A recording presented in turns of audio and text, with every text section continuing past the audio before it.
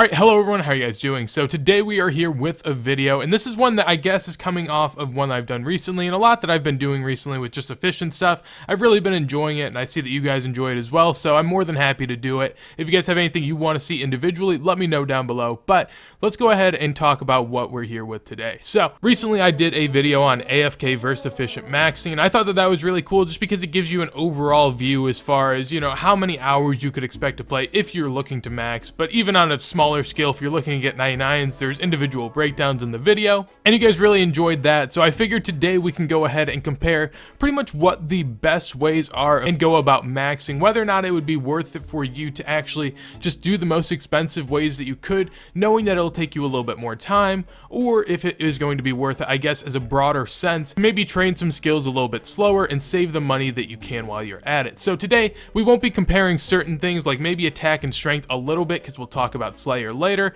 but some things won't be changed, like thieving, and some skills that I just don't think are worth it. Something like smithing, making darts. Yes, I am making a video, but making darts is nowhere near efficient whenever you compare it to something like smithing gold ore. So in cases like that, I'm just going to throw it out because I know for most anyone that's going for maxing, it's not going to be efficient for you to do it. So I'm going to try to give the best comparison I can today, and I'm just going to go grind some stats and see what I can find for you guys. And so like I did in the last video, this is where I'm going to be calculating it. This is a spreadsheet made by Vorpal, and it is just really nice to be able to plug in everything that you have. So you can customize this to your own liking based on what you can do if you want to do this as well, and that's what I'd advise you to do, is because this is going to be a general overview of methods that I think people will be doing, but individually you can do whatever you want, obviously, and tailor it to your own suit. So I'm going to go off of certain rates, and you guys will see it all here, and so this is pretty much where I'll be doing the work at. So since I'm shouting out everything I'm going to be using as well, and I figure you guys may as well get this, if you do not know, rsbuddy.com has an efficiency tool that is just rsbuddy.com/efficiency.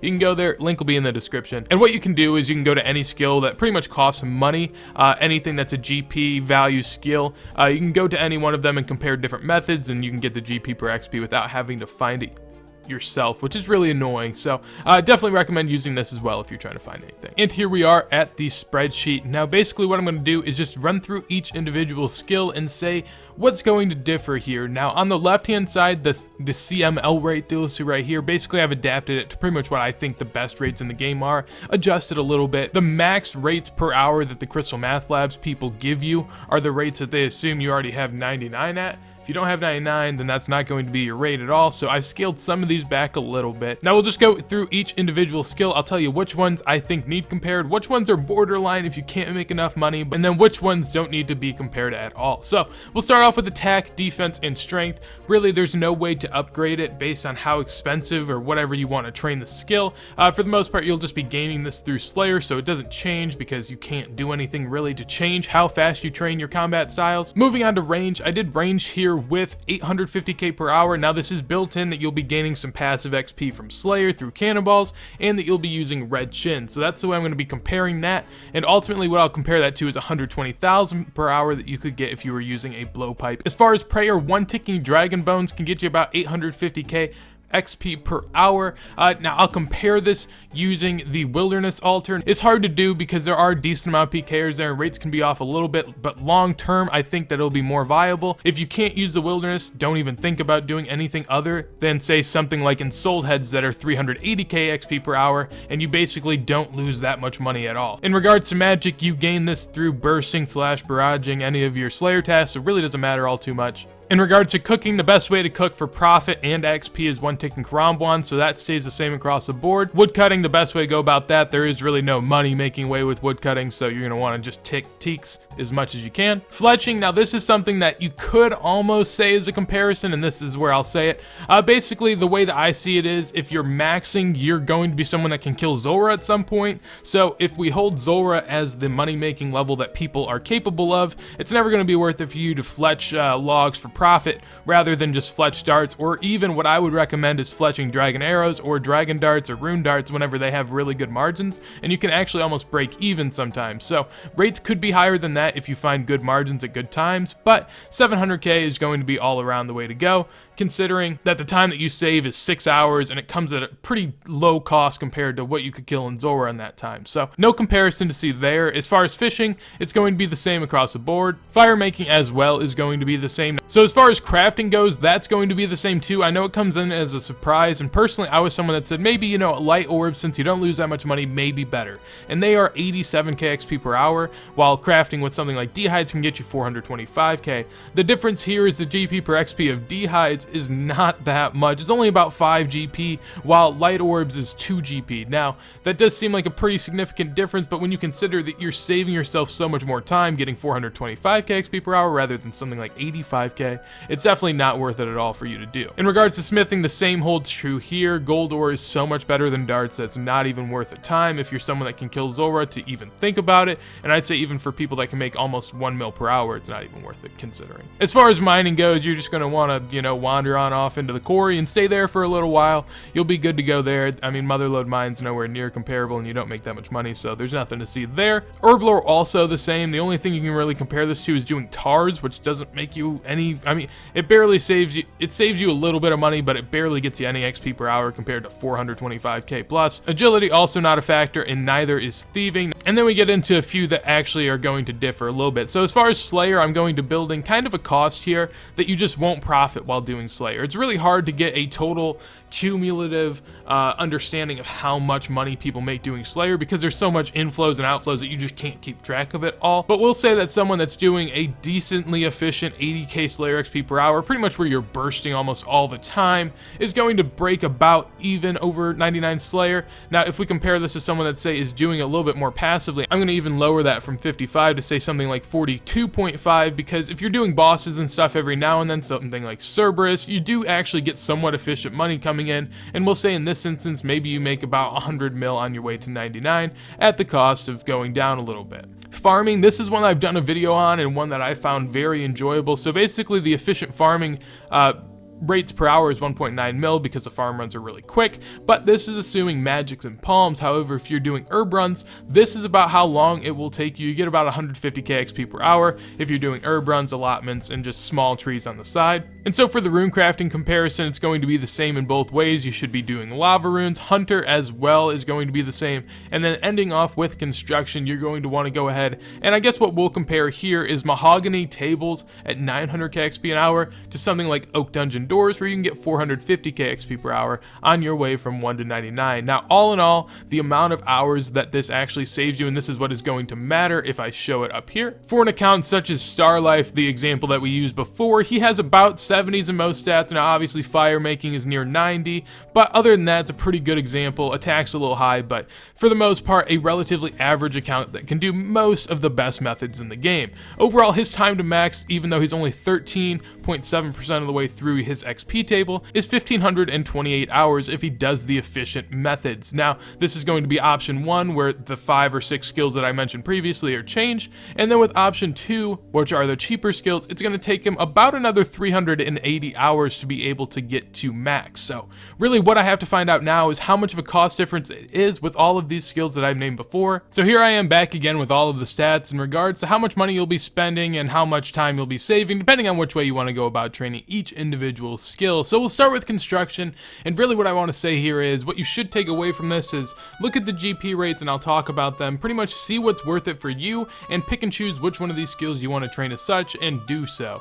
Personally, construction we'll dive right into. This one is absolutely insane. I figured since I even heard that people trained with mahogany tables, and you know, I've known in the past it's been viable apparently, but right now currently if you are on your way to 99, basically if you do construction with mahogany tables, you're going to be spending another 79 mil in total. Now you do get 900k XP per hour, but since construction is so fast with either method, you do only save 11.5 hours, which means in total to be able to train with mahogany tables you need to make almost in the stratosphere of 6 to 7 mil per hour. That's only attainable by people that either were using the Karamaja store way back before it was patched, or people with a ton of alts. So for this skill in particular, I'd say pretty much worth it for no one. Farming, I've done a video on this in the past, so so I had a lot of stats with this, and I was very happy with it. Now the left-hand side does have herbs, but it also involves a farming route of just pretty much cheap alternatives such as fruit trees and herbs and doing allotments. If you guys want more info on that video, I'll link it down below as well, so you can go there and see what route I'm talking about in particular. But in total, if you end up doing herb lore the long way, it's going to cost you another 75 hours of time, but if you do it the short way, you'll save those 75 hours,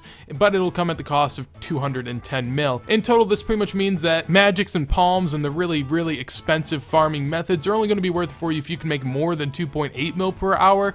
Now that's borderline. Some people could make that with Zora, some people couldn't. Really depends on your stats and how used to it you are. If you do something like raids, you can easily attain it, and so for some people this could be worth it. For others, maybe not. Moving on to prayer, this is one that I had to actually change, because if you end up doing this in the wilderness, say you get the best rates per hour, it was kind of theoretical in a sense, because you may not be able to essentially get that, but if you can go to the chaos altar and be able to consistently bury bones there, it's going to be cheaper and faster for you to do that than in sold heads, so I'd highly recommend you do that. But if you're someone that doesn't want to go into the wilderness, basically if you end up using dragon bones inside people's houses, this is going to come in at another cost of 18 mil, while if you did prayer within sold heads, this would save you 18 hours. So in total, the real comparison here is can you make more than a mil GP per hour? I would imagine most people trying to max can, so dragon bones are going to be worth it. As far as comparing range is concerned, obviously here we'll be comparing red chins, which are the best chin to use for range XP at maniacal monkeys, plus the little extra that you'll get off of cannonballs,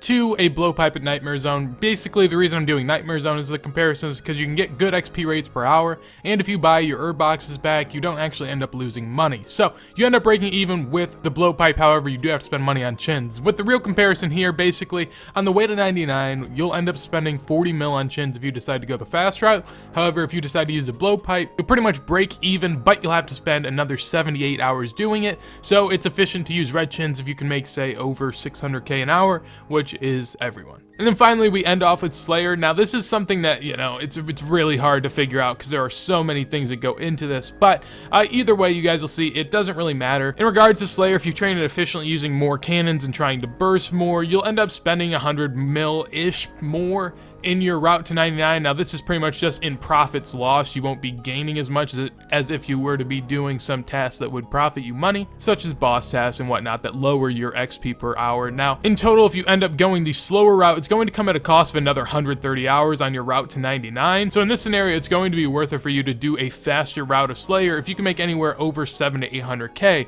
And with that said, that pretty much means that unless the loot difference between fast and slow Slayer is upwards of 200 mil, that this isn't worth it for anyone that can do Zora. And I'd be pretty confident in saying that it would be under a 200 mil difference, but it really just depends on what each individual does. So the XP rates that you guys saw before led us to see a 380 hour difference in the time to max, and so in total on the way to 99, with all of the skills that I've pointed out today in farming, Slayer, construction, prayer, and range, you'll be spending an additional 440 mil to be able to get 99 with those individual 5 skills. Now when we compare this to the extra 380 hours that we have to spend to actually be able to get our account to max, this is going to mean that if you can make over 1.17 mil per hour, that it is going to be worth it for you to just go ahead and do skills the quick way. If you can't make that, then it's not worth it for you. But one thing I do want to add here is construction is very heavily weighted in this, since it is 7 mil per hour. Personally, what I recommend you guys to go ahead and do is just cater each skill to what you want to do.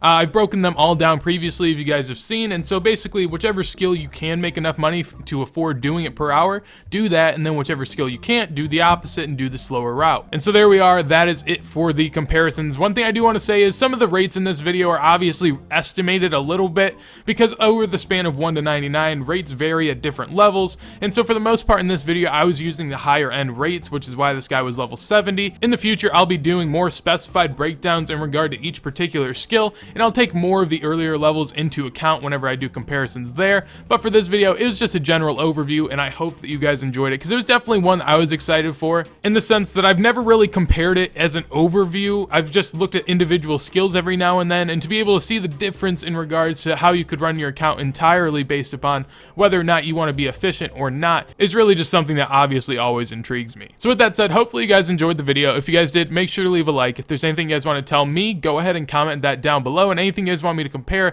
let me know down below. I'm open to suggestions. On top of that, if you guys enjoy the content, make sure to subscribe. But with that said, hopefully you guys have a wonderful day, and peace.